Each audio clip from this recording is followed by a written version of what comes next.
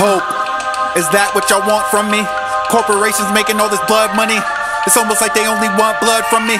Almost like there ain't nowhere to run from it. Kinda like this was just a plan, huh? Maybe I'll never understand, huh? Die for that flag, yeah, hell nah. Lost too many friends to that flag, bruh. Welcome everybody. Thank you for joining us here at Still TURTLEGANG. Today we have a very special show. It's going to be the virtual premiere of Mountain Lion, which is a film by a very good friend of mine, Demme.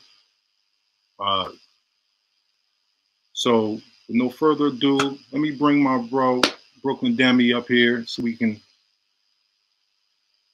get the ball rolling. We can start this beautiful event we're about to have. So Demme. Hey, so Please, bro. Thank you again for joining us and blessing us with this tremendous event. This, very, very honored to be a part of it. Thanks for having us. Yeah, absolutely. So let me just get myself together for a moment. So before we get into the film, the short that we're about to show, is anything you would like to say to our guests? Sure, thank you. Before we get it rolling? Yeah, absolutely. And yeah, just want to say thank you again, Still Turtle, for hosting us. Really honored to be, on your platform with this message here this evening. I'd like to, acknowledge the music. First, I'd like to thank Raimundo Irineu for the first song we heard from the forest, and the second song by my good friend Norvin Van Dunk, aka Tron the Archer, rapping here from the deserted forest in Nyack, New York. And it is a joy to present this film this evening. And I'd like to see what happens when all of these people who I'm blessed to know in my life, who inspired and encouraged this process, come together to, shed their own light on these issues that intersect very powerfully, sometimes too frequently in death of people on earth, such as Jordan Neely in New York City. So, this is through the film medium, more than anything else, an effort and a prayer for us to, learn to respect life better and, I guess be more present in our individual interpersonal encounters. And I would like to thank my dad here and also my uncle, Reverend Castle, cousin Bobby. And in addition, I'd like to thank my mom and also grandmother Margaret Behan, Red Spider Woman, Virginia Norfleet, and many, many others. So thank you very much for your time and attention this evening. And, again, thank you, Still Turtle. You will be hosting and moderating a conversation of some very, very special people. So I look forward to joining the audience after this film. And thank you. Absolutely. All right. So no further ado, let's roll the clip. So this is the seed film for the larger film that will be coming in the near future. So here we go, y'all. Thank you. You might be blamed for things going wrong, or you might be the perfect justification for the insecurities of others. Mountain Lion medicine involves lessons on the use of power in leadership. It is the ability to lead without insisting that others follow. The use and abuse of power in a position of influence are part of this great cat's medicine. The first responsibility is to honor the truth and let your example exist for the benefit of all. Responsibility is merely the ability to respond to any situation.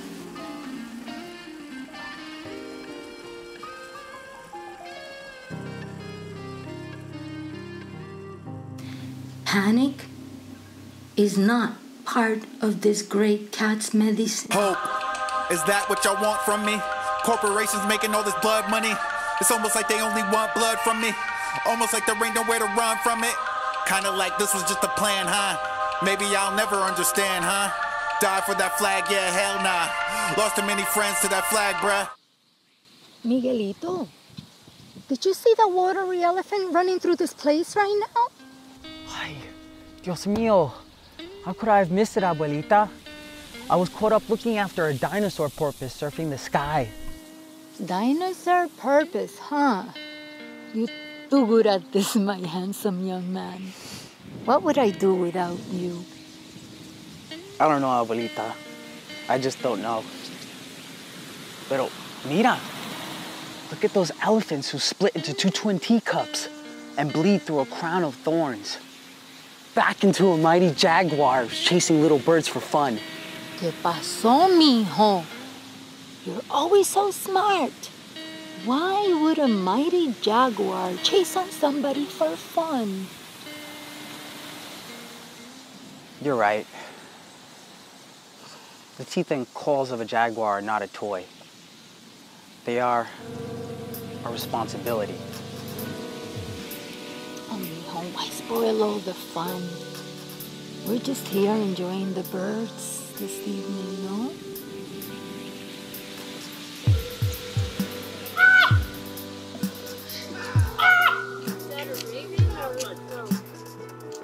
That's a probe. That's just a probe.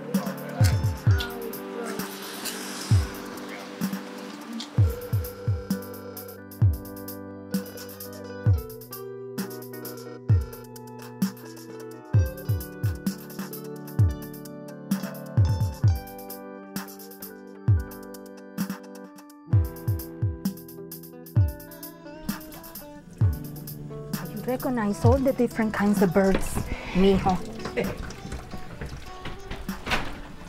Oye, Miguel, you aren't gonna drop all the mud inside the house, are you? No.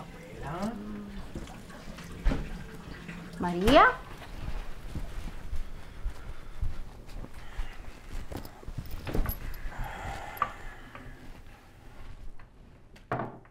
Listen, I know you've been having a hard time lately, and I know you've been trying. But trying is not enough. I really need you here right now. Okay? You know the deal? The deal? Yeah, I know the deal. Miguel. I'm basically here with Grandma on house arrest while you get Palestinian blood money and some air-conditioned... Everybody has a freaking cell phone now! That's not true. Not everybody. Right. Not you, Miguelito. Because you don't need one. Because you're just so special. Miguel.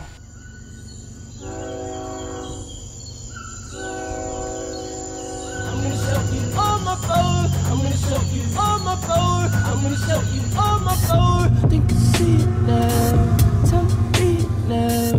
What you dream about?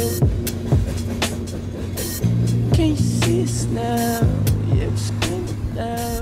Can you hear me now? What's that one, mijo? That's another red-winged blackbird, Grandma. I don't get how you recognize all the different kinds of birds and life here. And once you get to know them all, there aren't really so many out here. And they're all so different. How about that very little pajarito que se ve bien chiquitito with the naranja and the azul? That's just a barn swallow, Grandma. It's very cute.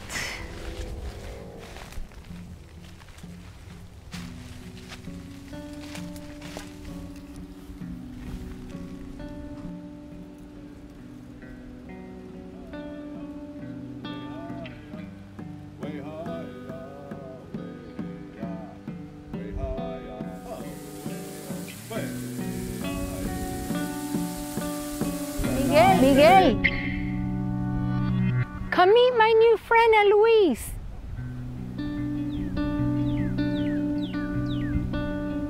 Here he is. That's my Miguel. Hi. Hey. Your grandmother says you are a wildlife expert. and you might be looking for work. She's a real kind lady. I am so happy that the two of you have found each other. I am happy to meet your grandson as well, Lupe. Y estoy muy gustosa para conocerle también. ¿Has vivido en otro lugar? Sí. But now the earth wants me here with my mountain lion.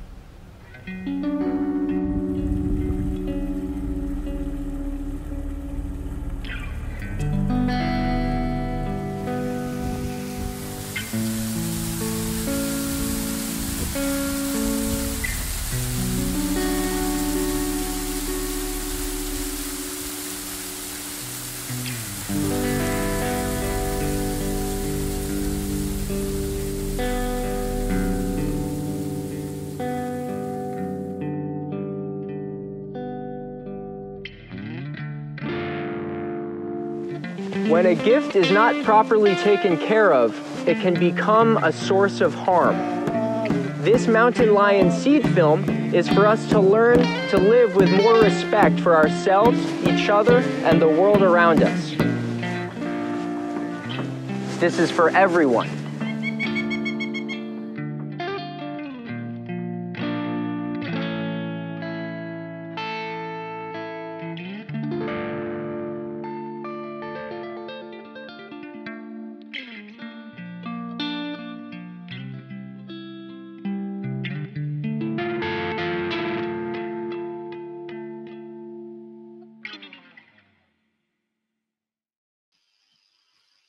Okay. Well, I'm gonna say sorry about if there was a lag. I'm not sure if there was a lag on it from your perspective, but if so, sorry about that.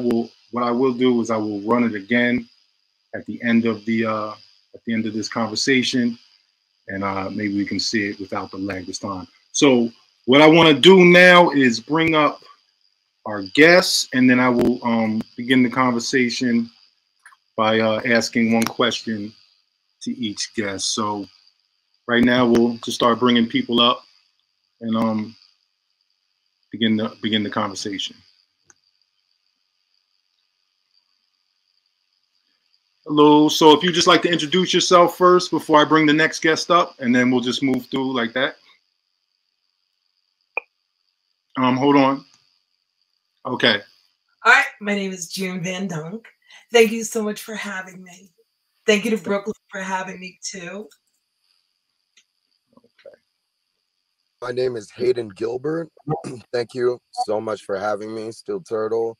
And thank you, Brooklyn, so much for allowing me to help do with some music for this beautiful film. Hello, everyone. My name is Quana Hicks, and appreciate you having me here. I helped out with the audio end of things as well.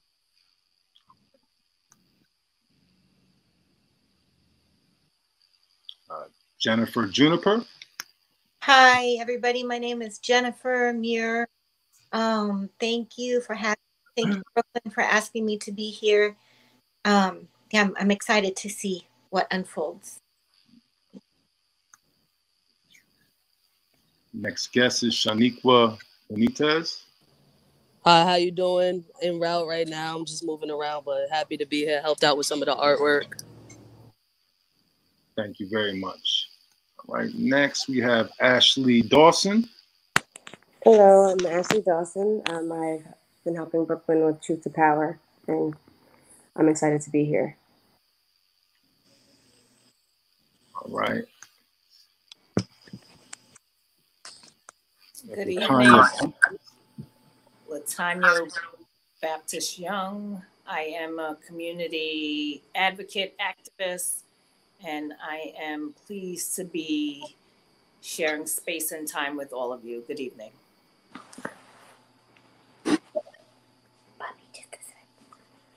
Hello, everybody. My name is Sienna Van Dunk. I'm here on behalf of being offered by Brooklyn, so just here to show my support.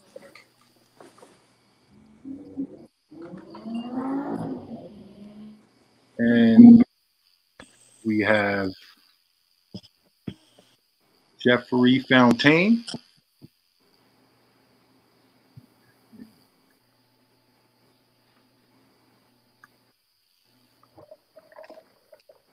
Are you on? Can you unmute yourself? Like to introduce yourself? Hello. Hello. Hello. It's actually Cynthia Fountain. Okay. Hello. I'm delighted. Okay, and myself. Okay, okay, can you and hear me now, dear? Yes, we hear you now. Thank you. And actually, the first question is for you. So let me get this in here. So you're a Ramapo Muncie Lenape clan mother, and first question for you is, what is meant by medicine ways? What is meant by? Let me clarify what you said. What is meant by medicine ways? Yes. Okay. I just had somebody tell me that the medicine ways was a funny word, so I'm going to laugh about it. Traditionally, our people, everything on this earth was intended to supply our needs. And our needs are for caring for our bodies, caring for our families, caring for, our relatives, the four-legged, the birds, whatever. So the medicine, if you want to call it that, is here. We learn about it. We teach others about it. I teach all three of my generations that are with me now how to do it. But it's a way of surviving. And this is one of the things that I immediately saw in this presentation that Brooklyn put out. This is a teaching of survival and connection. You understand me? Absolutely. Absolutely. So our next Could you hear me? question. Yes, you can hear me? Could you hear me? Yes, we heard you very well. Thank you very I much. don't hear him. Beautiful answer. Touch that again and see if I'm muted. Can you hear me, dear? Yeah. Yes, we hear you, Mother. I can't hear anyone. Wait, who's? This is Latanya. I said that. Okay. So I have another question for All right. Well, I'm glad everybody can see and hear me. Did you? Yeah, we have one more question. What is your experience in the medicine ways in American culture, or institutionalizations? Like, hello, you still there? It's breaking up. I think you're saying, what is my personal experience with it? Yeah, what are your personal experiences with medicine ways, both institutional and cultural, traditional? It's definitely not giving me your work, your work. But if you're asking me what my personal experience is, you nod your head and yes, sir. Yes. Hold up.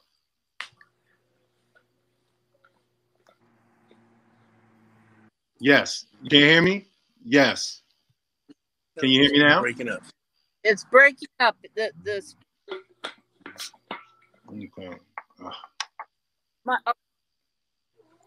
Yeah, I can hear you. Okay. Well, all right. So, can everybody else hear me, or is it not me? Institutional at all? My medicine ways are traditional ways, old native traditional ways. Okay, so I think it was her connection. Yeah. All right. So our next question will be for Jennifer. Hi. How you doing? Good. So the question for you is, as someone who cared for people with mental illness, how and why did you become disillusioned with the system? That is such a good question. So I first just want to begin by the way that I started caring and working within the mental health field is via my own experience. I worked for a peer. Oh, my cat's biting my elbow. I worked for a peer-run mental health organization, which means that in order to be an employee, you had to have lived experience. Did you get my first part? Yeah, I heard Oh, you. okay. Okay, great. You had to have lived experience of addiction, mental health issues. So that was my foray into that world. And so I started off in a very alternative setting within the mental health system, and even within that became disillusioned. And I found a lot missing. I didn't, and really, just to put it very simply, what I found missing in even the alternative version of a community-based mental health care center was the spiritual aspect, really honoring the spiritual nature of every human being, and not dealing with it in a silo over here, but as an integrated part of the whole. So that was frustrating for me as someone who, just previous to the time I started working in the mental health system, really started my own practice, healed from my own trauma, my own mental health issues, my own addiction, via a spiritual path. And so to not be able to work that way, in some circumstances I was, but as a whole I wasn't. I think that was what disillusioned me. And I found even this alternative way of approaching mental health to still be too rigid, I would say, and like hierarchical and top down, and um, this way of viewing one another as something's wrong with you and I'm going to fix you. And I've never found that very helpful. I think we're whole no matter what's going on in our lives, circumstantially, internally. I think we're perpetually, always, eternally whole. Absolutely. Absolutely. All right. So now we're going to return to a lot of these topics. We're just going to get through things right now. So if anything else you'd like to add to that, just keep it in mind so we can continue on further. So the next question will be for Shaniqua. Are you there? How you doing? You there? Hello? Peace. How you doing, bro? Hey, peace. What's up, man? Oh, were you speaking to me? Yeah. It's Next question is for Sean you. Key. Yeah, Sean Key. Okay. Pardon me. Nah, that's all right. How you doing, man? We met in Oh, Brooklyn. So Sean Key. Okay. yeah, I thought yeah. it said Shaniqua. Pardon me. No, I'm that's all sorry. right. No, everyone does Apologies. it, man. It's good. It's good to see Okay. everybody. I hope everyone's doing well. Indeed. So So yeah, I'm glad everybody. this question is directed towards you. Okay. No, go ahead. I'm sorry. No, I was just saying I was going to thank everybody for tuning in and for joining us tonight. And yeah, I'm looking forward to your question. Okay.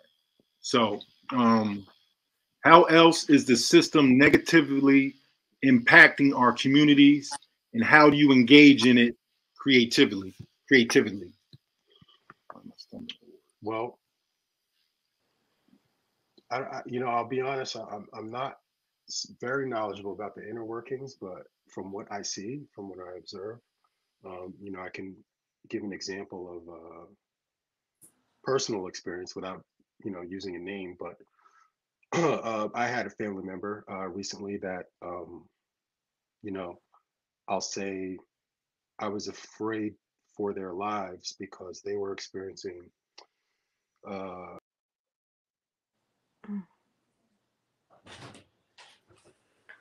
well, they've been struggling for many years. Honestly, probably about 20 years. He's a older relative of mine that I respect very much. And he has great times, he has bad times. So recently we had to look out for him and go out in the street to get him. We couldn't trust the system really to, or at least some of us felt we could, some of us felt we couldn't in our family. And so the fact that that is even a thing, that we felt we couldn't trust officials of the system to go out, to reach out and communicate with him responsibly, is something that I think is an issue in society, and how we relate to those who are, you know, mentally ill, or you know, or what have you. He's doing much better now. But yeah, so just the fact that we don't have trustworthy, responsible enough, or we feel we don't, and it may just be a roll of the dice, and you may get, you know, policemen to show up, and it may not go. You know, there may be several mistranslations of communication. You know what I mean? And in this case, the sickness was like schizophrenia. So, but again, he's doing much better now. And I think how that relates creatively is, I think that, you know, myself, and as well as my conversations with Brooklyn, I know, but which is what turned me on to his story, is that um, we have the opportunity and the vision and the voice, both artists like he and I, to bring this to life, to convey it, you know, whether on screen, musically, in story form, which is what we're doing with Mountain Lion. So that's how we're going to convey it. You know, I'm going to shoot it through my lens, and if people are hearing about it, if they're disconnected and they're not, you know, like us, that we're experiencing it right on the front lines with loved ones and with close ones, and they just hear about it from a distance, so they don't really get involved, then we're going to bring it, we're going to shoot it through our lens, bring it to a screen near them, and make it real in their world, so they can choose to get involved once the story, you know, the impact of the story hits them, which is the intention. So,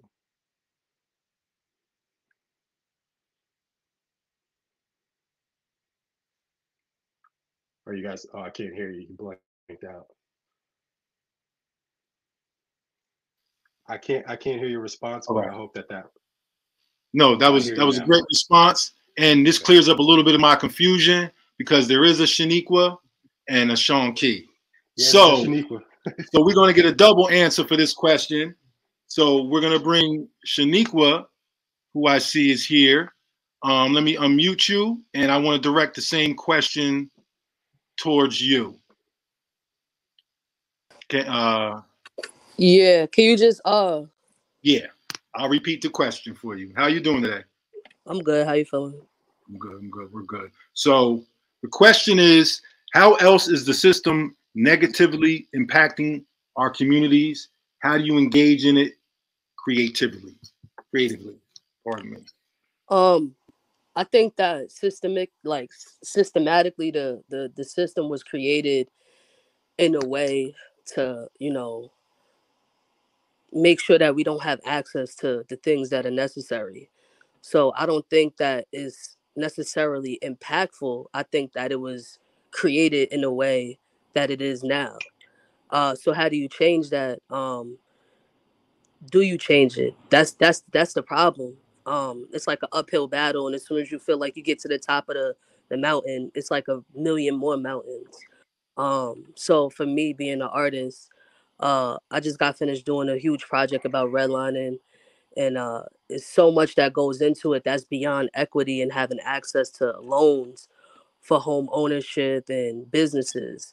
It trickles into even having access to healthcare, quality healthcare, having access to quality foods, which is, essential to having better quality of life and, a better health.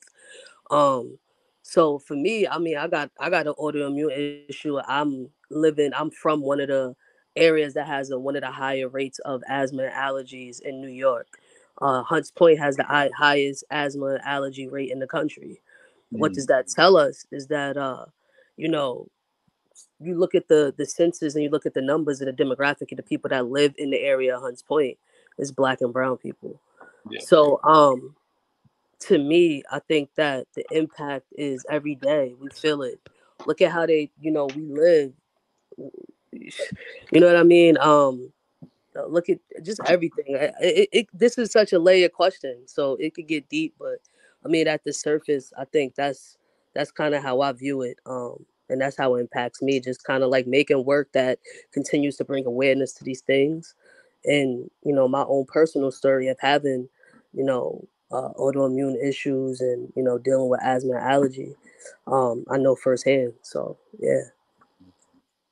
All right. Well, thank you very much. Please hang around because we'll double back to this topic in some form or fashion. So we're gonna move on now to Big Chief Brian Harrison Nelson, New Orleans. What's happening? Chief, I believe What's we up, met. everybody? How y'all Indeed. doing? All right. Good to see So y'all. our first question to you, Chief, is what is the goal of your film, Keeper of the Flame? Oh, cool. I was going to talk to y'all about some mental health, some mental health we're gonna get things. into that too. I was taking mental notes. No, we're gonna get into that too, but we're gonna The start with points I wanted to make, but yeah. But thank you for asking me that. Keeper of the Flame is the first ever dramatic scripted interpretation of the masculine Black Indians of New Orleans, aka the Black Mardi Gras Indians. One of the purposes, purposes for this film, one of the reasons why I made it was because me myself, I've since birth, I have been filmed, and I've been the subject of people's magazine articles and PhD uh, uh, papers, theses, dissertations, things like that. Documentaries, filmmakers coming in and making documentaries about our culture and my family, and which is fine, but we never told our story. We're able to tell our story from our point of view, and like tell it in an authentic way that is truly our own voice, but it's also highly cinematic, and that was one of the biggest points, because we felt like we didn't have our own authentic voice, and that's really the reason beyond just being a chief, but as a filmmaker, that's my number one goal. One of my top goals is to provide a voice for oppressed people, especially people of color who normally would not have a voice, and to give them an outlet for them to tell their own stories. Not so much me tell your story, but me partner with you to help you tell your own story in a high cinematic way, with cinematic value. Okay, so now, so in terms of mental health, do you have anything you'd like to share with us in terms of that subject? Well, yeah, I was gonna say this real quick. I'm from New Orleans, and there was this little thing called Hurricane Katrina that hit some time ago, and obviously it was traumatic for all of us involved. But you got to understand, so many poor Black people and poor people of color, they went without getting the mental help that they needed, who went through that tragedy, who survived that tragedy. And many of them were children. And what's happening now is there's a documentary on this by a friend of mine who made a documentary about this phenomenon, and his name is Edward Buckles. It's on HBO Max, called Katrina Babies. But I'm saying this because right now you have in New Orleans these kids, these Katrina babies, these babies that survived Katrina that had no mental help, mental health help to to to to to help them through this process. They're messed up now, and they're taking it out on the city. Um, they're going around and it's carjackings. They're killing each other. They're killing women and children, and it's just so much gun violence. And about 90% of it is done by these Katrina babies, these teenagers that survived Katrina and went without the mental help that they needed. And that, to me, that's criminal on our government. You know, Absolutely. We all should have had the mental health help that we need. I got mental health help. You know, but I had to go out and get it myself. It wasn't provided at all, at all. And to allow us to go through something like that and then not help us on the back end mentally, nor financially, but right now we're talking mentally. Because in my view, we all need everybody that had to go through that, should have been hit with about $1 million. Because it destroyed our lives. My life has never been the same afterwards, and I don't know anybody who life was the same after that. Yeah. I've had my ex-wife's family. They from New Orleans. Mm-hmm. They went from having their own homes to all 30 people living in the house in Atlanta, and that affected the household in Atlanta. Which affected. It was a ripple effect, and they're still dealing with issues that are a result of Katrina. Just the fact that you got all these people who just suffered this trauma and now they're living on top of each other. Exactly. You know what I mean? And that added a whole nother dimension. And Exactly. I definitely have a lot of, I feel for what went on with the families down there and all the families. And something like this, with film like this is really meant to deal with the mental health issues that we often overlook. But I want to our next question is to Poinsettia. So how you doing? You can unmute yourself, or do I have you muted? Hello, everyone. Hello. Quinganao. Okay, so the question for you is, as a mother raising daughters in the culture, what is the relationship between medicine ways and cultural preservation? Wow. I mean, it's a challenge, because it's a mandatory to have a balance. We have to have a balance. We have to be almost chameleon to progress every day with the society all around us. I think that a lot of it is also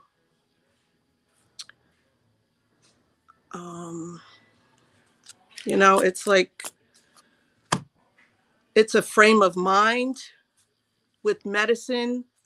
It's a frame of mind with being, and transferring that. I mean, to be honest, like I think, the young minds are open as far as my girls and being their mother, they're open. So, and they're smart and, they're in it with their whole heart. So, but the challenge is with everything around and still trying to keep the culture. And but we're in it, they in it. Feels good. Absolutely. Thank you for your input, for spending time with us. Now we're going to move on to we'll come back to It's June Van Dunk. This question is for you. So you have a powerful image. You have a powerful image in the T-shirt featured prominently in the Mountain Lion Seed film. What is the meaning behind the image? Okay, I want to explain it. Okay, let me give you this big screen so you can get your undivided Okay. attention. So, can you see? Mm-hmm. Okay. I started to look through pictures that my sister had because I wanted to look through some old powwow photos and use a couple of those as reference photos because I really wanted to bring awareness to what's going on around in our area now, where people are starting to build and just have no respect for the mountains. And the only way that I can, well, the best way that I can put that out there is through my art. So I found a couple pictures and I used like maybe 3 photos that she had as reference photos. And this is what I came up with. And as I was looking at it for over like maybe 5 days, I said it looks kind of blank. And I needed something in there that kind of made a statement. So what I did was, if you look up here in the corner, you'll see 3 ships. Those ships are the Nina, the Pinta, and the Santa Maria. And of course, the native guy, he's here first. We are here. We were here first. And they're on their way to shore to discover the undiscovered land. Mm. And I didn't really think anybody was going to get it, but a lot of people got it. And Brooklyn was probably the first person that got that, because as soon as he saw it on my Instagram, he called me up and he says, I need that. And I said, it's yours. That's it. Thank you very much. Beautiful image. And I can't wait to get my T-shirt. Turtle Gang on Rocket. Real proud. Okay. Yeah, Brooklyn's got him. I think, I don't remember. He said one of his friends, I think she's on here tonight, who did the T-shirts. Okay, well. Yeah, so you can see Brooklyn for the T-shirts because he owns the image now. So. All right. So thank you very much. Appreciate it, Nishik. Our next question is to Hayden Gilbert. Do I have Hayden up or do I have to bring him up? Okay, I got to bring Hayden back up. Okay, there we go. Hey, brother, how you doing? I'm here, brother. Hey, hello, family. How are you? Thank you once again, actually, Still Turtle, and thank you to Brooklyn. And great to collaborate with all of you. So I just want to first say that. I appreciate you. Okay. So we had begun to talk about this. Earlier. So we're going to double back. This is before we actually went live. So you contributed guitar to the film, right? Play guitar on the film, contributed your music and your talent. How did the killing of Jalen Walker impact life in Akron? And what role does creativity play in self-empowerment for individuals and communities? Okay. So it's interesting. So we were getting into this. Number one, the tragedy of Sir Jalen Walker in our community was felt quite viscerally around here. And I honestly can only speak on it so much because I actually work for the civil division of the Summit Power Prosecutor's Office. I deal with like public records and stuff and making sure that like people get their records, they deserve their records. I'm very passionate about that because I come from a civil rights attorney background. My father is a civil rights firm and went against the county quite a bit. So I think at certain stays, they were like, well, if you can find the person that can hack into the Pentagon, do you put them in jail or do you hire them? So I think that's what happened to make sure that mistakes that are going on and happen in the first place. I will say that the amount of loss has been impactful. It has. We have felt this in both the little bit more presence when it comes to police officers, of course, but also when it comes to, I guess, giving more attention to where we are at right now, both around the country and in Akron. Akron is a bit of like a microcosm to the macro here. We, when it comes to creativity wise, I actually have a couple of songs that I have made specifically dealing with Jalen Walker. Reason why I not able as much like comments but on specifics with Mr. Walker is because as a good and well needed policy in 2017 or so, the county, they would otherwise take on these cases.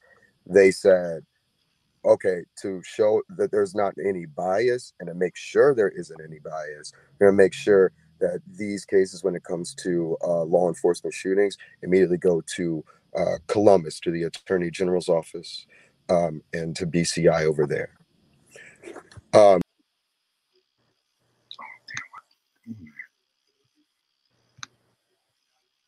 Either side, it's really important that these investigations and what this all happened, like, be put in fairness and make sure that there is no look of any kind of bias on either side, so there can be at least the best we can as a just investigation. Now, I also again come from a civil rights background, and in my music I use in order to also talk about mental health, community building. And we know the history of especially Black and brown folks in community here and at large, right? So I guess to also piggyback on a little bit what brother Brian Nelson was saying earlier, there are voices that do not get a opportunity to be heard, and the fact that we are able to, if as creators, me as a creator, if I am able to contribute to making sure that those voices are heard, I'm going to do my best to do that. So that's why I'm so thankful for being on this project with Brooklyn. I do think that with the music specifically, I called it The Elder.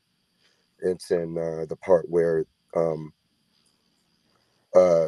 young man's grandmother is talking to him about the mountain lion and the teacups with the birds in the sky. And Brooklyn told me, kind of want this to kind of be like a haiku kind of thing. So first I watched the clip, make sure that I don't have any other really music in there. I want to hear silence. I want to kind of go from a blank slate. Then from there, I watched it again and tried to emulate maybe like a haiku going on through my music, through my guitar. But finally is, what are we trying to convey when it comes to this relationship, and when it comes to the mental work that we want to, or the mental health that a lot of people, especially Black and brown folks, really deserve and that do not get. And as a person that both is a creator, an artist, and also works in law, I hear constantly of being mental health, like the better music that you do, you have to be really in the dumps or not. And there's a way you can do that, but there's also like a way that's like it can come out of joy, it can come out of love, it can come out of that kind of relationship that we watched and that clip that we saw, that inspiration of an elder passing on the lessons to the cub. Okay. And so that's what I wanted to try to emulate with that. And that's what I try to do. But also in law, like I was also told, and I have my own mental, so I tried to get help. And I did get help. But I was told in my education, both with my music and in law, that I shouldn't do that. Shouldn't be open. You're ostracized. You shouldn't be this way. Just keep it under wraps. And that happens a lot in our communities. And I want to be a voice to people to say, no, that's not right. I know that was a different time, a different thinking. But in order for us to power on and power through and to be healthy, both creators and otherwise, what we do, you need to talk to somebody. And I do think that when it comes to my music, I hope to be a message with that when it comes to my music, but also to make sure that we also at the same time listen to elders, but not about when it comes to not talking about maybe things that are going on in your head. That's important. It's important. Being able to express yourself. Thank you very much, bro. We definitely appreciate your input and your perspective.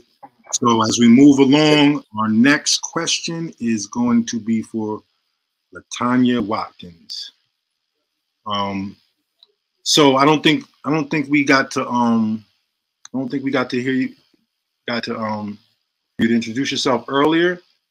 So if you could just introduce yourself again. Yes, my name is LaTanya Watkins. Baptist Young is my name. I am a community advocate activist, and I am pleased to be here. Okay, thank you for being here with us. So our question for you today is, how can we address issues of mental health in our communities without relying on guns and tasers? What is the Kahoot program, and can it work for us here? Absolutely. That's a great question. Thank you. Guns, clearly, if we've learned nothing else, we've learned that guns and stun guns and tasers don't address mental health issues, which are a complexity that exists in every community in this country, not just our community. Unfortunately, the solution tends to be more of guns and tasers and stun guns when it comes to people who are Black and brown. The Cahoots program is it's a law enforcement, it's a community-based program that works with law enforcement to arrive at scenes where the predominant issue or the underlying issue is a mental health concern and not a law enforcement concern. I think we tend to forget that the police are law enforcement. Their purpose, their plan, their intention, their calling is to enforce the law, not address the concerns that are not law related, that are not enforcement related, but are community related, that are mental health related. So Cahoots is a program that does a brilliant job of addressing those issues from the perspective of the mental health issue, not what the police believe is law enforcement necessary. So it is a program that we can learn from. I also, at the same time, believe that as a community, we have to address mental health issues in our communities. We can't I was just talking to my aunt and uncle before I came on, 83 and 80 years old, respectively. And the reality of mental health, addressing mental health in our communities was, oh, there's so-and-so, there's crazy so-and-so, there's off so-and-so, there's so-and-so acting crazy again, or there's so-and-so doing such and such. But we didn't have the skills, we didn't have the information, we didn't have the resources or knowledge of the resources to say if someone is in a manic position, if someone is acting in a way that is not safe to themselves or the community. We don't find humor in that. We find marching orders to do something, and what can we do? So I had, unfortunately, a childhood friend who died at the hands of the police, who suffered from mental health issues, as many of us do. And she also suffered from addiction issues. And unfortunately for us, in this community and most communities, no one knows which one to address first. Even providers don't know which one to address first. You have many service providers that will say, we can't address the mental health issue until the addiction issue is under control. And it's like, well, what came first? Did they start getting high, like many people I know, because they couldn't cope with the mental health issues? Like what? Like, how do we decide? How do we compartmentalize? But unfortunately, my friend, her name was Tina Davis, I will say her name for the rest of my life, died at the hands of police. And we as a community, I think, failed her as well. And it was a failure based on the fact that we were accepting of the fact that when she had moments where she was either getting high or mentally unstable, we dismissed it. And I think it's partly because we were so used to it that it didn't phase us anymore. It became a norm, a habit, a comfortability. And I also think it's a helplessness. We didn't know what to do. How do you help someone when she's literally out of control? We didn't know. And I think a part of everything that we do from her death forward, from any of these incidents forward, is we have to educate ourselves. We have to educate our community so that we know, no, I'm an attorney by trade. I'm not going to be in the streets restraining people and counseling people, but I may have the requisite knowledge to de-escalate and to help, or even better, the information, the phone numbers to call someone who I know is specializing in de-escalation and mental health support. I have a girlfriend, and I used to tell her all the time, she would get very frustrated with her son, who would act out, who suffered from severe mental health issues. And I said to her, if he was walking around the house on chemo and his hair was falling out, would you be angry with him? And she said, no. I said, well, the same thing works with mental health issues. If he could fix it, he would. He can't. And we need to figure out how we can help him. He's helpless. He's frustrated. He's confused. He's mentally ill. So how do we help people? And many of them are in our families, if not us. How do we help ourselves and our communities by providing them with information so that we know where to go and what to do instead of just dismissing it as the norm? So hopefully that'll be a part of what comes out of this discussion this evening. Thank you. Absolutely. Absolutely. Thank you very much. So our next question is for Quana Hicks. I know you've been here for a while, being patient. Thank you for your patience, as well as our next two. We got two more questions after this. Thank you all for your patience. So Quana, what was it like to collaborate with your father, little son, in the studio? I think let me unmute you. Okay, can you hear me? Yeah, we hear you. Yeah, it was a great experience. It's the first time that my father and I have collaborated on a creative project in that way. Some of you may know that my father is a highly active member in Spirit of the Mountain Drum group. It's something he's been doing for several decades. Also, council member of the Ramapo Mountain Indians. So he's 70 years old, and so he's had decades of spiritual development through everything he's been doing in the Native American culture, along with his involvement in Southeast Asia, Cambodia, Laos, Thailand, and Okinawa during the Vietnam War. So he's a very spiritual guy, learning from different cultures and internal martial arts and things like that as well. So to hear his the culmination of his spirituality expressed through his singing and drumming, combined with what I have been doing for a very long time with music, it's been a pretty cool experience. So I'm very thankful for Brooklyn bringing us together.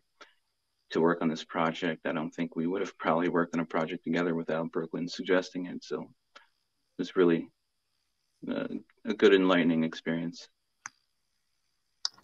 Okay, thank you very much, bro. Thank you very much. So that was your song we were playing earlier? Am I right? For the intro, Brooklyn, yeah, he just found something that I did that worked for the film. So that was the intro. And then at the end, with the drumming, it was my father drumming and singing. And I was playing guitar along with him at the end. Okay. All right. So our next question is to Sienna Van Dunk. Been very patient. Thank you. Let me make sure you're not muted. If you'd like to introduce yourself, and Sure. then I'll Hello, ask you the question. family. Hello, family. I see some Van Dunks here, so my heart goes out to you guys. I know little son as well. He's the elder of mine, a relative, or older relative. So it's nice to see you, Kwana. My name is Sienna Van Dunk. I am owner of a metaphysical shop where I try to incorporate a lot of our old beliefs, things that have been passed down through the Ramapo Lenape tribe. So yeah, I'm here just to support. I was asked by Brooklyn to be present, so I'm looking forward to whatever you have a question on. Okay, so yeah, we have one tailored just for you. So what is the role of prayer in community healing? What is the role of prayer? What is the role of prayer in community healing? Oh, the role of prayer. Yeah, the role. Yeah. Okay, so I thought you said rule. I was like, there is no rules in prayer. You pray to how you want to. I believe that the role of prayer, for sure, is definitely, imparting whatever it is. It's about having a certain faith, whatever it is that embodies you to move forward. And it's so important with community, sharing that with your community. That basically shines a light as to the need to move forward in different ways. So myself, as a part of this community, I show my faith by praying over people, praying over myself, and making sure that I have something to offer, which is not necessarily just blind faith, but it's a cultivated one. So I think that that's the role of sharing it through prayer. Okay, thank you very much. Thank you very much. And once again, thank you for your patience. So our next question and our final question for this segment, part of this, for the opening, is to Ashley Dawson. How you doing, Ashley? Once again, thank you for being patient. I know you were the first one here, and you're the last one we get to, so my apologies. But so first up, you just like to introduce yourself a little bit, let everybody know what is it, who you are, and what it is you do. My name is Ashley Dawson. I'm the Impact producer in Brooklyn's Truth to Power projects. I am an activist and a church member. Okay, so we have one question for you. What project are you working on, and how will it impact Nyack? I'm working on a documentary about Nyack, about the urban renewal, now known as gentrification. In the 1960s in Nyack, there was a very large community of African-American people that lived on a certain area of Nyack. Like Shaniko said, the redlining, they were placed into this section. As time went on, the space was taken by the urban renewal, in which just pretty much discontinued of Black people in the downtown area of Nyack. They were transferred to a different part of Rockland County, and then there was an apartment complex built in its place. My documentary is pretty much explaining what the effects of the urban renewal was on the people and the community. In the beginning, the community was very strong and together and had each other's backs. And now it's a little different. It's not so connected and nobody really has each other's back anymore. So I'm doing a lot of interviews, and we've been going around showing parts of the film in different libraries and having discussions as this. And I'm looking forward to showing the rest of the film as soon as I'm done. So that's what we're doing. Okay. Thank you very much for your, once again, for your patience and for your input, for everything you do for our brother Brooklyn. Definitely appreciate it. So we've gotten through the first part, the question part, but I have a special guest here with me. Ironically, I'm spending time with some tribal members. I'm out here with my chief of the Sand Hill, tribal members, council members of the Sand Hill, and one of our tribal members actually works in the field of mental health.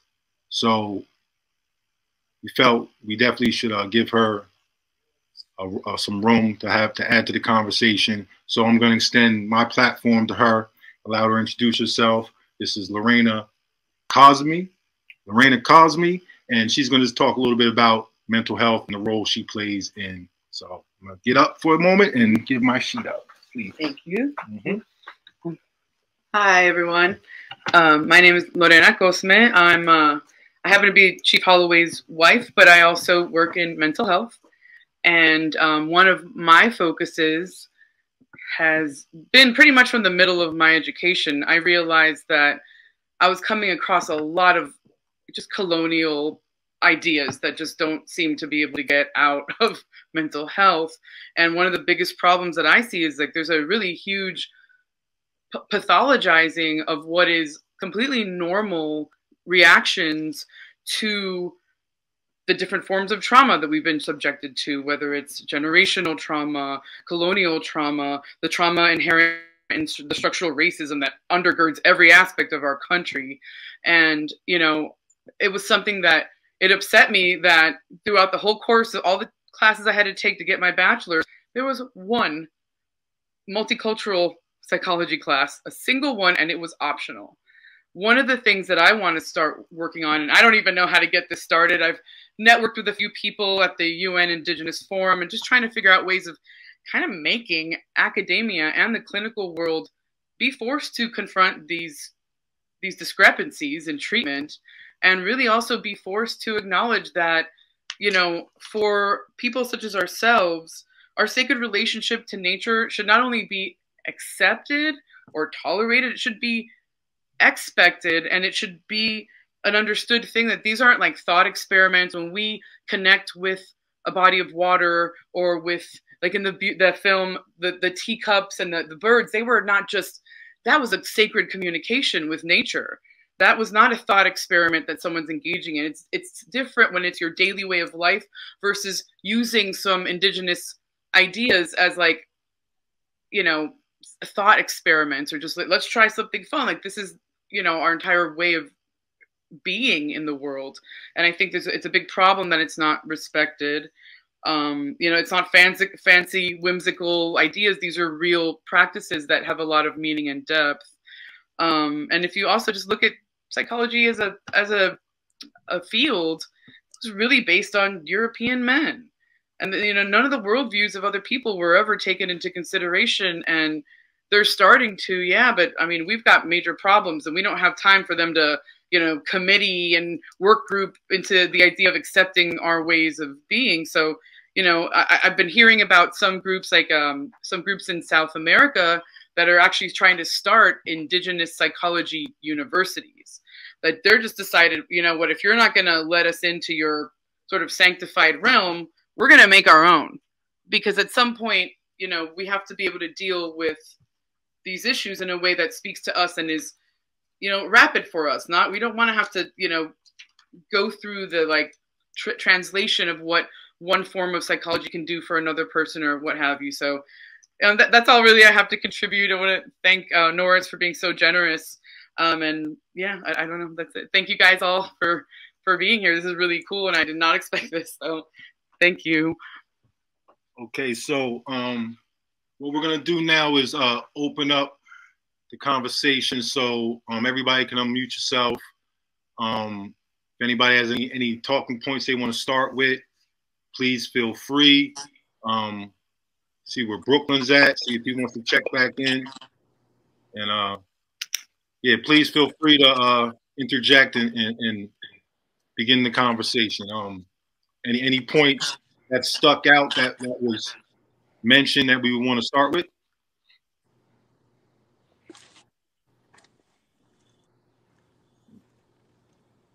Okay, all right, so I'm gonna have to get it started. So let me see.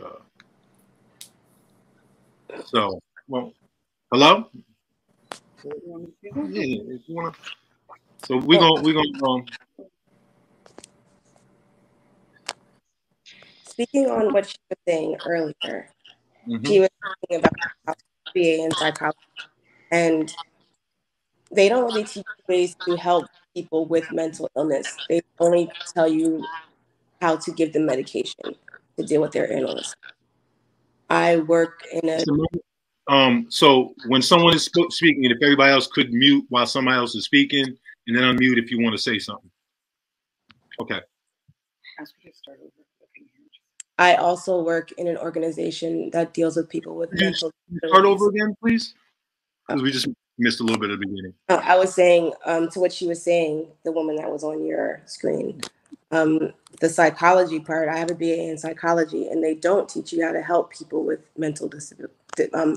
people with mental disorders. They just want to give them pills and just put them kind of in a stupor, and it doesn't really help at all. And most of the time, with respects to what LaTanya was saying, a lot of the people with mental illness tend to just take drugs to medicate themselves instead of taking the medication that the doctors prescribe them, because the medication that they are prescribed makes them feel horrible.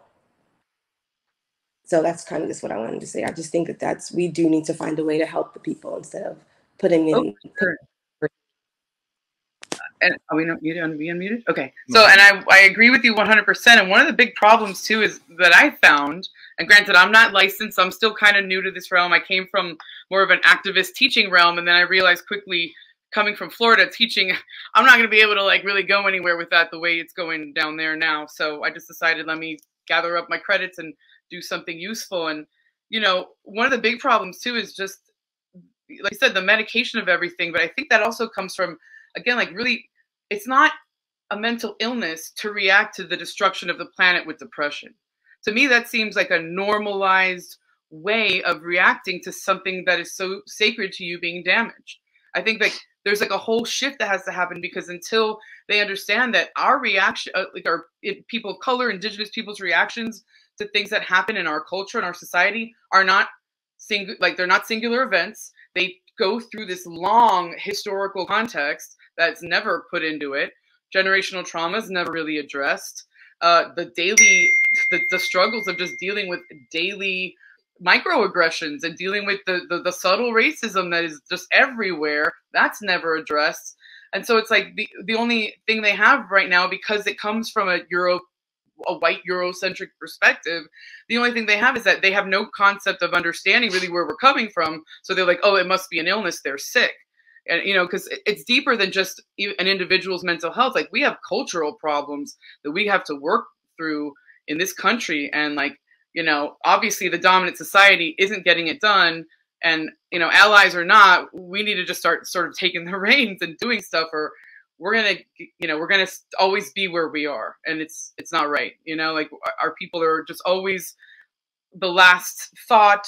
We're, you know, I don't know, we're just not counted the same as, you know, you can see through the redlining, and we all know all these things. But, you know, I think that psychology academically and clinically needs to really start looking at that, you know, because, yeah, and the only way to do that is through indigenous-led, or, you know, people of color-led movements in the field. Like, we need more of us to get into the field, so that then we can start making the changes and saying, hey, like, I'm not represented by this. What about my worldview? You know, they're already accepting of certain like Asian disorders that, you know, don't make sense in the American milieu, but they still aren't looking at, you know, how the environmental damage harms us, or how when our neighborhoods get destroyed by a highway getting plowed through the middle of it, or like, you know, the land grab that happened after Hurricane Katrina. I mean, let's face it, that's what it was. So many people lost so much, whatever wealth was accrued, they lost their footing. It's classist violence too. It's all intertwined, and it's so hard to sift through all of it. And, you know, I just think that we need to kind of encourage more of our youth to get involved in these institutions so that we have more of a force here, because the only way we're going to do that is to take our place at the table. You got to stop asking for it, you know?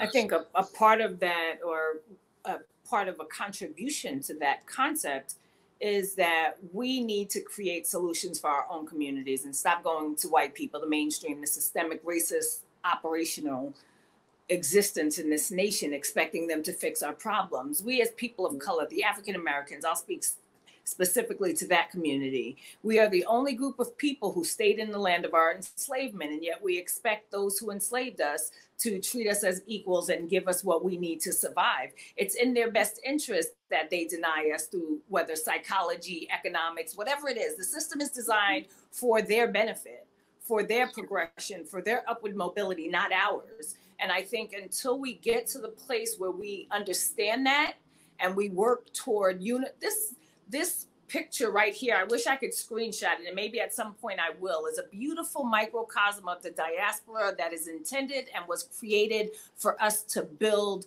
unity and a future for ourselves. There's so much diversity on this screen right now, and yet we will decompartmentalize ourselves and compartmentalize ourselves and figure out how we don't fit with each other, and you're from here and you're from there, and you're light skin and you're dark skin, and you got braids and you got straight hair, and you're tribal and you black and you're Latino and you're Asian. No, stop. We're all people of color.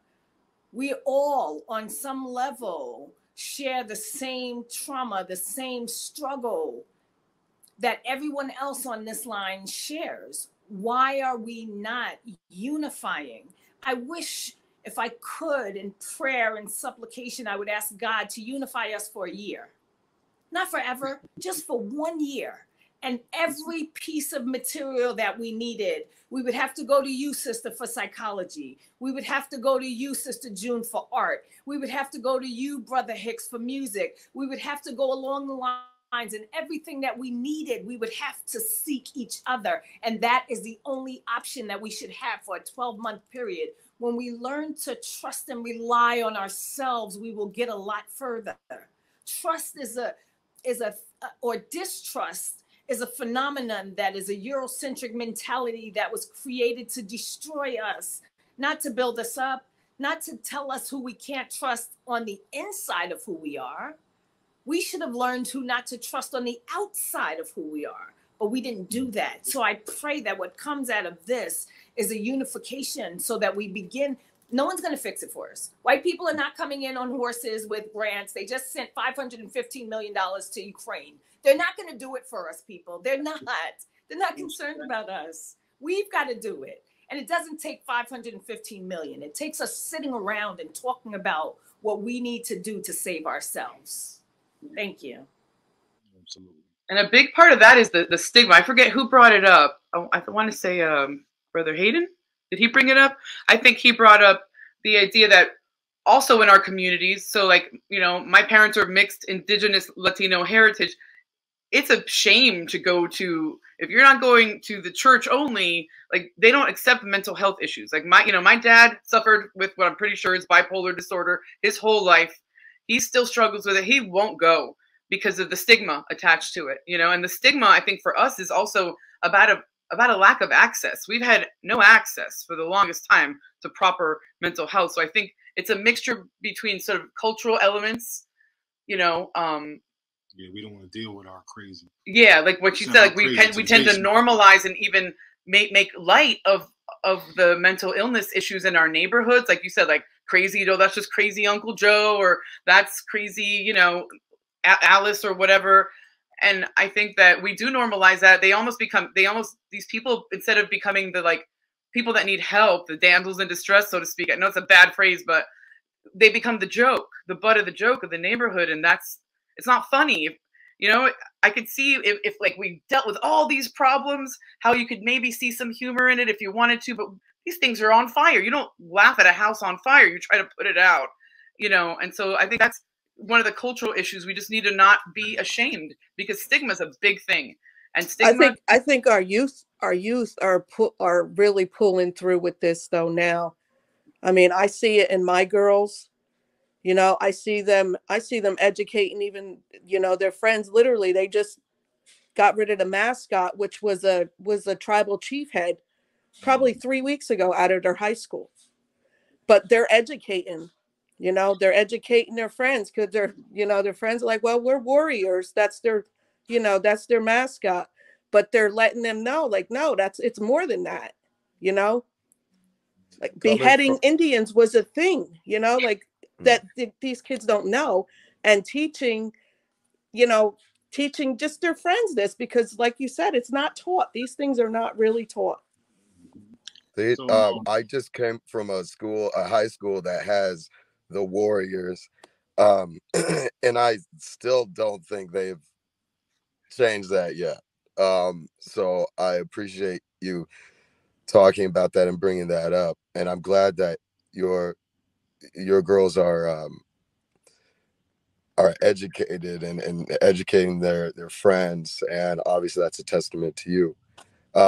And I would just also say that, like, my grandmother had you know, major bouts like schizophrenia and everything, and I think I was sent to a doctor maybe a few times, you know, early days, and when she said, you know, there was some you know, some stuff like kids probably gonna be depressed, ADHD, whatever you want to talk about. They're like, oh, okay, now we know what to put under wraps.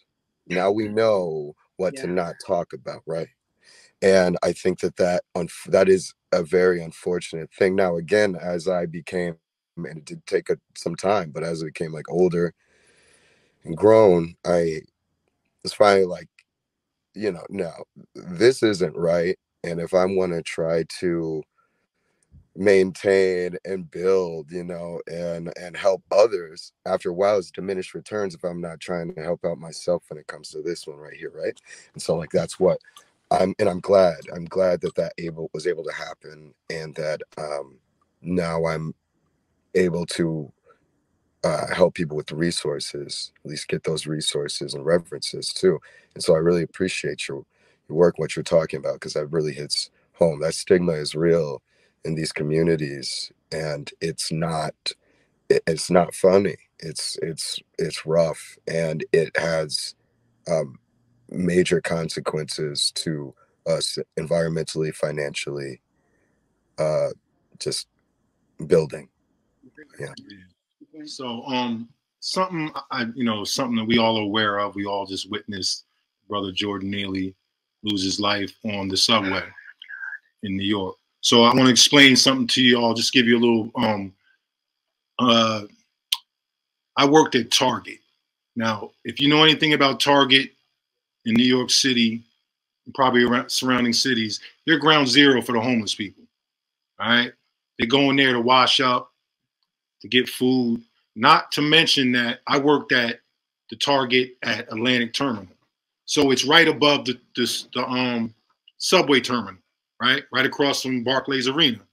So you have Atlantic Terminal, Target. You have the Bronx Terminal, Target. Then you have like 59th Street, 34th, 14th Street. All have Targets, and all these homeless people, they ride the train back and forth from the Bronx to Brooklyn, and they basically live in the store. So the brother Jordan Neely had been in our store many a time. I fed him. I was a part of security, but I was a part of the outreach program. So I was the person that, I would follow you around in the store in plain clothes. But part of my job was to identify the mental people with mental health issues and address them and try to get them help. So that's majority of what my job consisted of, along with, stopping people from stealing. But it was more about assisting the mentally ill that came in there. And when I tell you, if you go spend a day inside of a Target, you will see the condition of our communities. Because when I tell you, if you're in there an hour, you're going to see 20 homeless, we used to call them EDP, emotionally disturbed people, right? They live in these places. They live on the subways. My job, like I said, I got an opportunity to get to know some of these people, And as crazy as they might seem or look, all they want is somebody to talk to them and help them. And I spent 2.5 years at Brooklyn Terminal, which is the #3 target in the country in terms of violence and theft and things of that nature. And a lot of these people are intimidating. They, of course, they smell the this and that, but all they really want is help. You know what I mean? As crazy as they are, if you spend time, you can break through. I mean, my limited experiences with them, I just know that the New York City mental health issue, they turn them out. They don't give them help. They're out in the streets, living in the subways, and there's no real help. We would have people act up in the store. We'd have to call the police on them. Them same people would be right back maybe 3-4 hours later doing the same thing. And because of the pandemic, the hands off, you couldn't really deal with them directly. The police, I mean, there's times where we called the medical people in and they didn't want to have nothing to do with these people. Hands off. Like, so since the pandemic hit, I think the situation for the homeless and the mentally ill has gotten even worse. And I know I worked straight through this whole pandemic. Like I said, I worked at ground zero. Target was ground zero. And what I seen, there was really no help for any homeless or any mentally ill people. Us feeding them was the most probably help they was getting. You know what I mean? And I just want to add to the conversation. That's just a firsthand experience I had with somebody who we all actually watched get murdered on the subway. Yeah. And he was not a bad person. A little loud, you know what I mean, but not to the point where you got to put your hands on him. So, no, that was a murder. Yeah, it's definitely a failure in the system. The institutions that are supposed to be there for these people has definitely failed them. Yeah. Absolutely. The state, a lot of health organizations. Yes. Well, I work at a place called Venture Together. They help with people with intellectual disabilities, and we house the people that have intellectual disabilities. The state right now has decided that they want to shut down their facilities that people that have mental health issues, and they want to put them in homes with people that have intellectual disabilities. So there are a lot of people on the streets right now in New York City that don't have a house, don't have any kind of place to live, no housing. And what's happening is that there is a staffing crisis in New York State for people that want to work in these kinds of fields because the state doesn't want to pay them. So people don't want to work for $15 an hour to help people that have mental health issues. So that's what's really happening. Yeah, I mean, and I'll be honest with you, as much as I help people, I was attacked by the same people. You know what I mean? So, you know what I mean? I'm only human too. I want to help y'all, but if you hit me in the head with a bottle, how much do I want to help you at that point? You know what I mean? And it's a weird situation you find yourself in, trying to help somebody that in some ways is trying to bring harm to you, but they don't know no better. Like, they're definitely not in their right minds. You can tell by how they deal with you. But it's quite a conundrum. And New York City is definitely, they need to do a better job with assisting the people. And I'm sure it's like that everywhere. Just a little more concentrated here, North Jersey, New York. So I want to draw a nexus between two tragic incidents. The first one was the Trayvon Martin tragedy.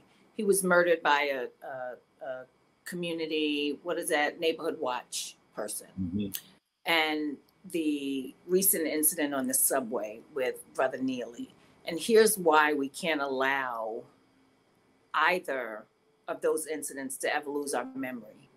Because these are regular people who took the initiative to murder people who look like us because the system has allowed them to know that they would get away with it. The man who murdered Brother Neely should never see the light of day. And he will.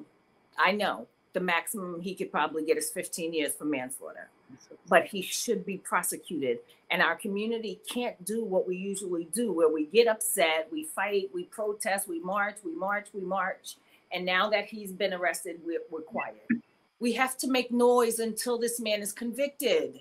Yes. We have to make noise. George Zimmerman is making more money than Trayvon Martin's parents combined. just on the fact that he murdered the 17-year-old brother. This Marine should never be so lucky. But that's up to us. Wow. And I think that's where like the concept of like sacred rage comes in. Because, you know, we want to be joyful too, but we can not forget about the sacred rage. It has a point, you know, it's like it has meaning, it has value, especially if it's righteous. It's an energy form that we need to funnel and use and share with each other, you know, and braid it into something stronger, because it's true, it's never going to stop. Those are both cases of absolute murder, clear cut murder too. There's no, you know, and it's just like, because you got Florida, you know, because Florida's Florida. I grew up there. It's got its own universe. You know, Miami's a whole one place, but the rest of the state sucks in that sense. And it's just like, you know, we're watching a fascist takeover right now of many of our states, and that's scaring the hell out of me. And I do think I agree with you 100%, Latanya. I think that we need to be out in the streets all the time. But again, we also are some of the poorer people in the country, so we can't be on the streets all the time because we all got to work like 5 jobs just to pay rent and do stuff. So, I mean, it's a double-edged sword. Like, we want to go out there, but you can't go out there every single day. But you can if you get organized groups and you kind of go on a merry-go-round. Like, this week, you 5 people go out and protest from this neighborhood, and then the next week, you 5. We totally can do that. And that, I think that that's doable, and I think we need to get more involved in creating sort of more localized, smaller regional groups and neighborhood groups, because we got to do this really, like, from the grassroots level if we're going to really make headway on a lot of these topics, which all come down to racism at the end of the day, and colonialism and capitalism. They're all intertwined together, you know? I thank you very much for that. And I'm glad you brought up sacred rage. Could you elaborate a little bit on what I think it is? Please. Yes. It's something I've only heard in the last few years, and I've heard it through some friends of mine who have been studying, what's it called? It's called, like, I think, a liberty psychology or freedom psychology. It's basically the intertwining of social justice action with tenets of psychology, which to me is like, sounds great. We need more of that, you know? But essentially it's that rage. You know, in the last few years, there's been a lot of talk about, well, why are we, like, you know, people of mixed indigenous race or Black people why are we always shown to be suffering?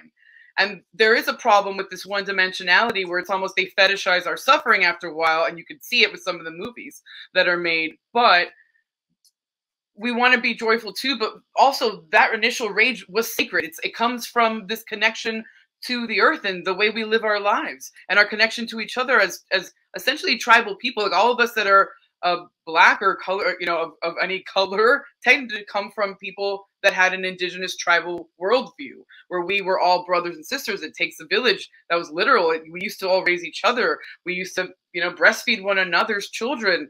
We have lost that because, you know, the colonial powers definitely didn't like that. That was the first thing they did. It's why they really didn't like the indigenous people that they came across, the Arawaks, because they were kind, friendly people that didn't have a concept of ownership. How completely opposite of that is that from the sort of colonial, money-driven Spanish conquest? It was like abhorrent to these colonial masters. And so, you know, sorry, I trailed off, but, you know, the idea of sacred rage is that rage comes from those times. It comes from the ills of colonialism, and it's sacred because it was the thing that, not that the processes that led to the rage are sacred, but that the rage itself is a sacred expression of that cry. And it doesn't have to be our entire face, but it's there for a reason, and it can be used and harnessed, you know, like an energy source. So, from what I understand. So, Hayden, does that concept appeal to you? Is that something that you think you can translate musically? How about you, Quana? Is that something that you think could be a part of the music, or is it already a part of the music? I think it is, but I'll let y'all answer. I definitely make it a part of my music as a blues musician, as a blues rock musician. I am right now in the parking lot of a legendary punk metal hip hop venue called Annabelle's in Akron, Ohio, that unfortunately has a particular kind of landlord that wants to, instead of, they want to not have a place where they kicked out Nazi skinhead punks, or like they help out with charities, or they build the community. And it's also, side note, the oldest bar, not just in this neighborhood, one of the oldest bars in Northeast Ohio. What they want to do is they want to have somebody here that will bend to their will, and so up this rent as it goes. So you're not going to have maybe the riffraff around as some people might think of it. So I got rage right now. I'm in the parking lot doing this in the parking lot because I'm helping them move right now out of here, and me and a whole bunch of our other friends. And I'll tell you, a lot of folks that are people of color that have some sacred rage, and this just like is something that kind of adds to it with that capitalistic gentrification that we are seeing. But yes, this is something that I do put in my music. Again, you can do music when you have joy, everything like that, but that sacred rage is real, and it's I definitely feel that with my band, Hayden Gilbert, the Ruckus, all that stuff, what we do, like this blues, and I know that this is a place that has some stuff like that too. And so it's all a bit of mourning, but that sacred rage also is like, of course we have that as a people.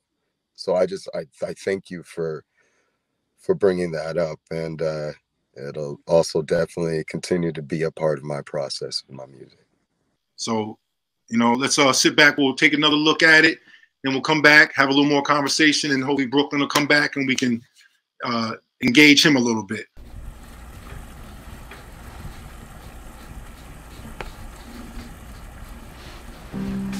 You might be blamed for things going wrong, or you might be the perfect justification for the insecurities of others. Mountain Lion Medicine involves lessons on the use of power in leadership. It is the ability to lead without insisting that others follow. The use and abuse of power in a position of influence are part of this great cat's medicine. The first responsibility is to honor the truth and let your example exist for the benefit of all.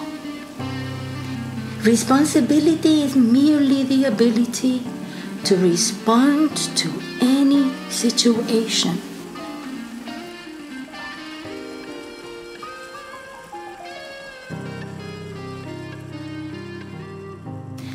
Panic is not part of this great cat's medicine. Hope, is that what y'all want from me? Corporations making all this blood money. It's almost like they only want blood from me. Almost like there ain't nowhere to run from it. Kinda like this was just a plan, huh? Maybe I'll never understand, huh? Die for that flag, yeah, hell nah. Lost too many friends to that flag, bruh. Miguelito, did you see the watery elephant running through this place right now? Ay, Dios mío. How could I have missed it, abuelita? I was caught up looking after a dinosaur porpoise surfing the sky. Dinosaur porpoise, huh? You're too good at this, my handsome young man. What would I do without you? I don't know, abuelita. I just don't know. Pero, mira. Look at those elephants who split into two twin teacups and bleed through a crown of thorns. Back into a mighty jaguar chasing little birds for fun. ¿Qué pasó, mijo? You're always so smart.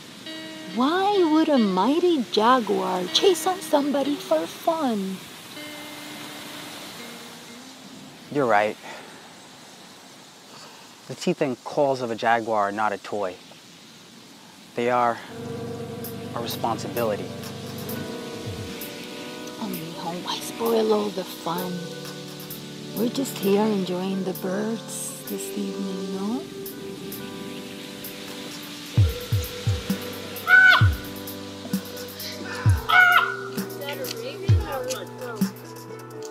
That's a pro. That's just a pro.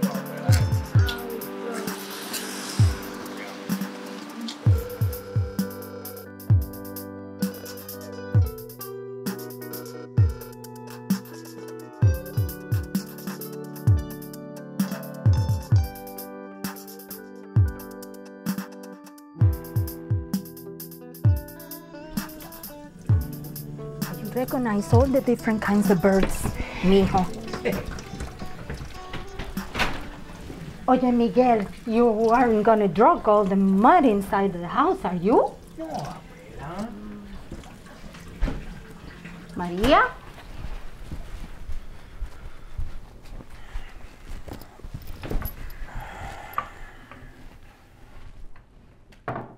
Listen, I know you've been having a hard time lately, and I know you've been trying.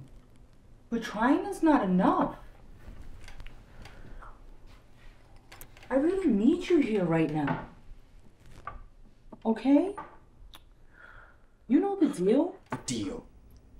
Yeah, I know the deal. Miguel. I'm basically here with Grandma on house arrest while you get Palestinian blood money and some air-conditioned... Everybody has a freaking cell phone now!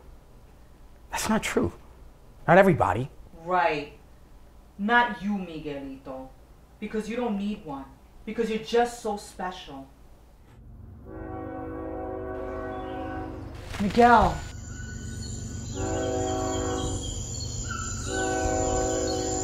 I'm gonna show you all my power. I'm gonna show you all my power. I'm gonna show you all my power. Think you see it now. Tell me now.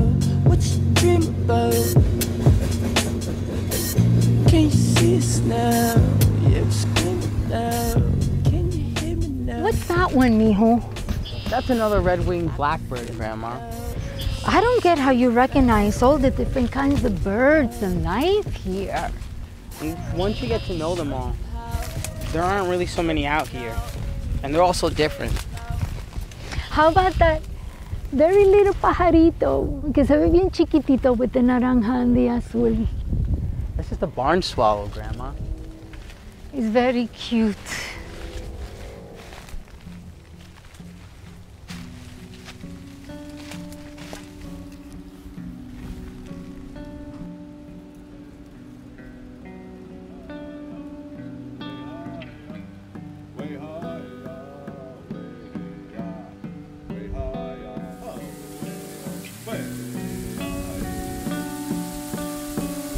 Miguel,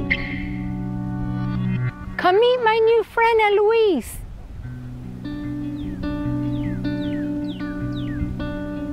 Here he is. That's my Miguel. Hi. Hey. Your grandmother says you are a wildlife expert. And you might be looking for work. She's a real kind lady. I am so happy that the two of you have found each other. I am happy to meet your grandson as well, Lupe. Y estoy muy gustosa para conocerle también. ¿Has vivido en otro lugar? Sí. But now the earth wants me here with my mountain lion.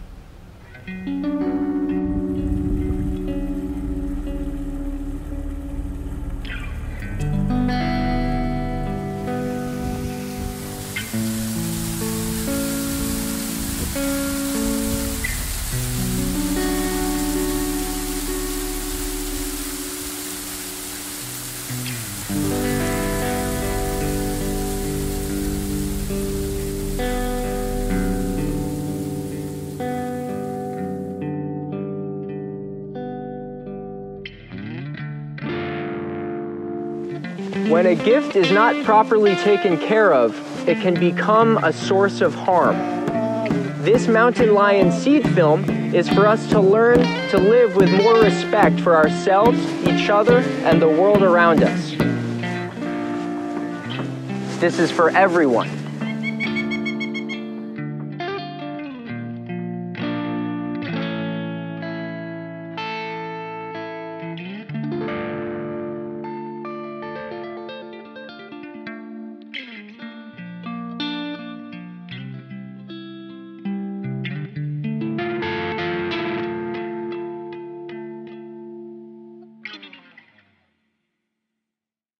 Anybody would like to just start off the comments and, you know, speak to what you feel like this film is going to bring to the table? Anything unique about it that you saw in this short clip? There were a couple of very poignant statements. One was I don't remember the first part of the sentence, but the second part of the sentence that the grandmother said is, or you may be the perfect justification for the insecurity of others. That is such a powerful, powerful, powerful statement. Also, that responsibility is a response to any situation. I will say this is, I don't know, I've seen it several times, and I still can't tell who's struggling with mental illness. Mm. And a part of me is like, okay, maybe it's everybody. And that's the reality that may exist in our families. That we're maybe the one who acts out more, we focus more on that person. But I absolutely believe that when one suffers, we all suffer. It's just a matter of how it's manifested.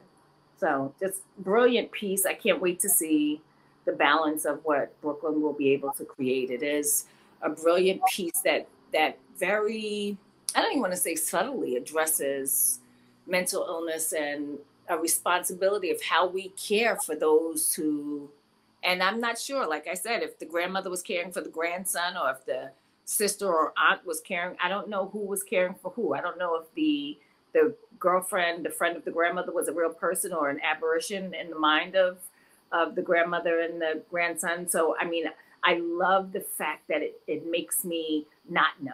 Like I still have to dig and think and process. So that for me makes it so much more valuable that I have to, I'm going to end this discussion with thinking about, so who was it? Yeah. So I really like that. And you know I what? think the relationship for me, it's the relationship between Miguel and his grandmother, you know, that for me, it touched me. And now I don't know if it's because of my own issues with like losing my grandmother, but for me, I felt that connection. But I think that knowing who had the illness, yeah, that's a good question. Absolutely. It almost opens a door. As you said, we don't know who has the illness. Everybody could have it. So it almost opens a door for you to walk in the world now with that. Like everybody I encounter might have, I'm sure they do have some type of mental challenge, and just to be aware of it, maybe more sympathetic towards everyone around us. You know, they taught us in when I had to get trained for security, they said you don't know what people are walking in the store with. You don't know if they just had an argument with their spouse. You don't know if they just lost a family member. You don't know what mental state they're walking into the store with.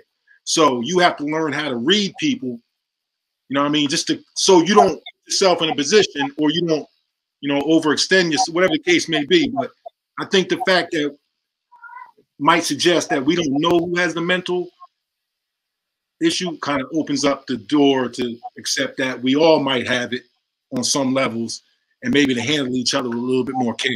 Yeah. Absolutely. Sorry. I yield the floor.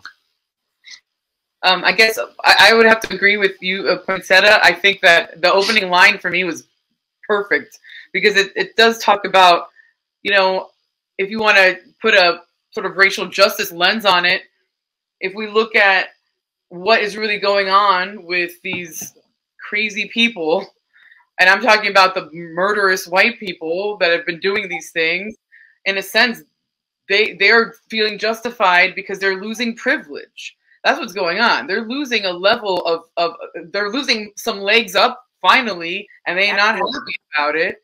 And I could see how, in some ways, are us, you know, brown people and coming up, black people coming up, can maybe make them worried because they're worried about their privilege, and that's maybe their own version of a mental illness. The idea that you deserve privilege for nothing, that might be, I mean, imagine if it wasn't a Eurocentric academic exercise, right?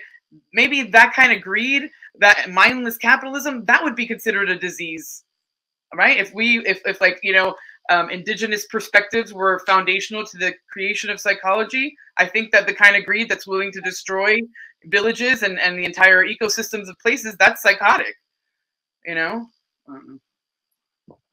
Absolutely. So anybody else have any, now that we got to see it again, no lagging or nothing, anybody else want to add something to the conversation in terms of what they might have seen that was unique to them?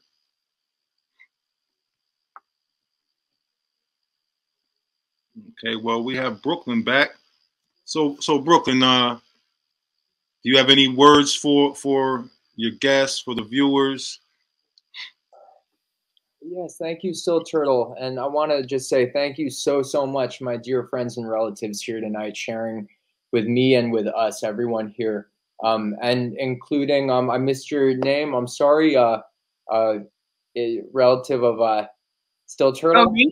Yes. Oh, yeah. It's Lorena. Lorena, very nice to see you. Thank you for sharing with us tonight. Oh, thank you for having me. Yeah, it's a blessing to be here and get to learn here. You know, I guess I'm struck by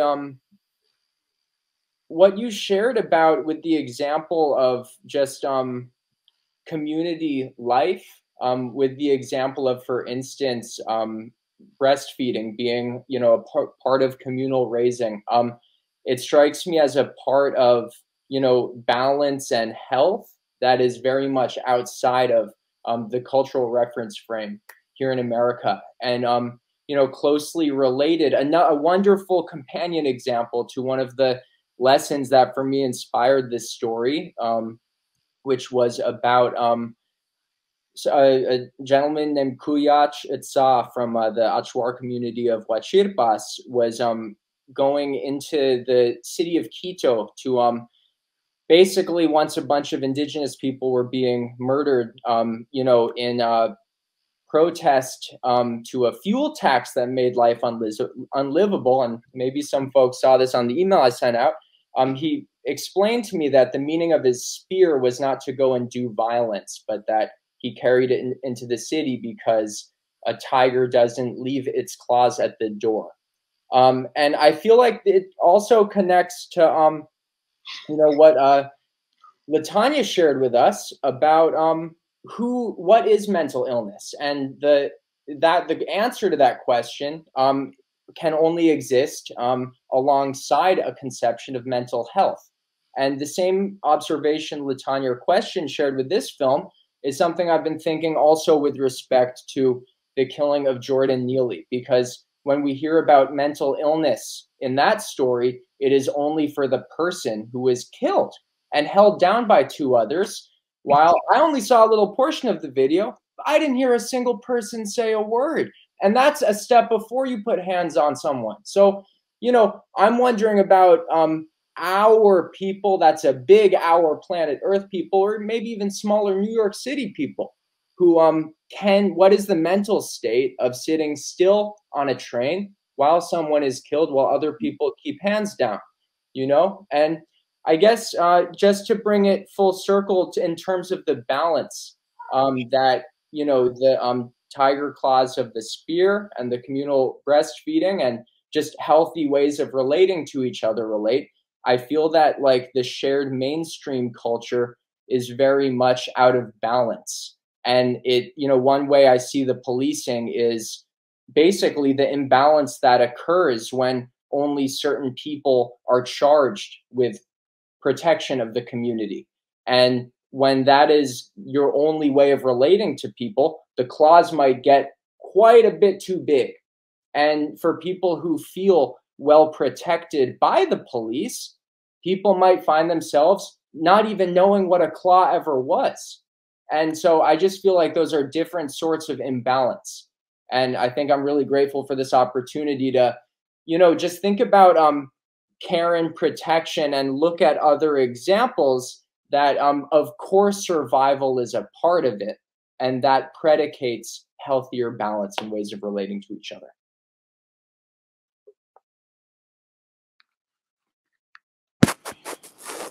So anybody else would like to add on to this? Been here about 2 hours. We don't want to keep everybody much longer. Definitely want to thank everybody for showing up, participating. We appreciate your time, your energy. It means more than you could imagine to myself. Very appreciative. I'm going to let every one of y'all know I'll be reaching out through Brooklyn for some contacts, and any one of you want to come on this platform and speak about whatever individual whatever you're doing on an individual level, on a business level, traditional level, whatever it is, this platform is open for y'all. Please reach out. We'd love to have you on here, have a conversation with you. And aside from that, Brooklyn, thank you very much, man. I appreciate you so much. You mean a lot to us here. We're humbled every time we get to interact with you. Thank you. Anybody that you bring around, I know they're good people. Just mere fact that they're associated with you. So once again, if anybody has any last words they'd like to share, please feel free. And we thank you here. We love you, Brooklyn. We love you, Brooklyn. Much love, Thank you Brooklyn. very much. And Much thank you to love, Still Brooklyn, Turtle brother. and the rest. Congratulations, man. Congratulations. I just want to say I can't wait to see the whole thing because I'm excited for this topic, you know, to be seen in a feature film. So thank you for doing this. Yeah, and hopefully the dialogue will continue because our struggles exist outside of this platform. So we need to talk more because we are each other and we are our brothers and sisters keeper. Absolutely. So Well, I'm thank you definitely all. going to be reaching out to you, sister, about having you on the platform more, to have more of this conversation. And anybody else, like I said, please feel free. This platform is open to everyone. Yeah, I'll definitely be back. Okay. So, and all of you, thank you for sharing your journey. It's appreciated. Yeah, thank you guys for having me, and thank you for all of this. I never knew this. I'm going to be signing on, and yeah, I'm excited to meet more like-minded, beautiful people. I'm excited about the places we can go together, you know?